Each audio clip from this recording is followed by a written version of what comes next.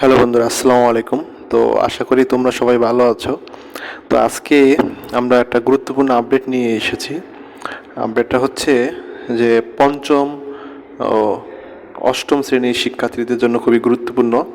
তো এখানে বলা হয়েছে যে আগের নিয়মে ফিরছে বৃত্তি পরীক্ষা। তো আমরা দেখি আমাদের আপডেটে ডিটেলস কি বলা হয়েছে। তো এখানে দেখো কি বলা হয়েছে। আগের নিয়মে ফিরে আসছে পঞ্চম ও অষ্টম শ্রেণীর বৃত্তি পরীক্ষা। একসময় এই দুটি শ্রেণী শিক্ষার্থীদের নিয়ে দেশ জুড়ে বৃত্তি পরীক্ষা হতো। এতে নির্বাচিত শিক্ষার্থীরা বৃত্তি পেতেন। প্রাথমিক শিক্ষা সমাপনী পরীক্ষা চালু করার পর আলাদা বৃত্তি পরীক্ষা তুলে দেওয়া হয়। তো গত 5 আগস্ট সরকার পতনের পর জাতীয় শিক্ষাক্রম রূপরেখা 2021 বাতিল করেছে অন্তর্বর্তীকালীন সরকার। তো এটা সময় সবাই জানো। পরে এখানে বলা হয়েছে 2012 সালে প্রণীত সৃজনশীল পদ্ধতি বহাল করা হয়েছে। তার মানে 2012 সালে যে তোমাদের সৃজনশীল পদ্ধতি ছিল সেটা আর কি চালু করা হয়েছে। আশা করি এতে অনেকেই তোমরা খুশি হয়েছো, কারণ আগের কারিকুলামে অনেকে সন্তুষ্ট ছিলে না।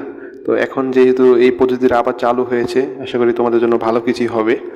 তো এতে গতানুগতিক ধারায় আগের মতো বার্ষিক পরীক্ষা নেওয়া হবে। ফলে আগের নিয়মে বৃত্তি পরীক্ষা হবে কিনা তা নিয়ে আবারও প্রশ্ন উঠেছে। তো প্রাথমিক ও গণশিক্ষা মন্ত্রণালয় বলেছে আগামী শিক্ষাবর্ষে পুরনো পদ্ধতিতে বৃত্তি পরীক্ষা নেওয়ার বিষয়টি নিয়ে আলোচনা চলছে। প্রাথমিকের সমাপনীর মানে পঞ্চম শ্রেণীর আগে পৃথক বৃত্তি পরীক্ষা নেওয়া যায় কিনা তা নিয়ে আলোচনা করে চূড়ান্ত সিদ্ধান্ত আর কি নেওয়া হবে। এখানে বলছে যে দফায় দফায় পরীক্ষা নেওয়ায় শিক্ষার্থীদের ওপর মানসিক চাপ বাড়বে বলেই বৃত্তি পরীক্ষা বন্ধ করা হয়েছিল। এখন তা আবার চালু করলে কোচিং বা গাইড ব্যবসা রমরমা হতে পারে বলে আশঙ্কা করছেন শিক্ষা সংশ্লিষ্টরা। তো এখানে আসলে হুট করে তার চালু করে দেওয়া যায় না, এখানে চালু করার আগে অনেক কিছু চিন্তা ভাবনা করতে হয়।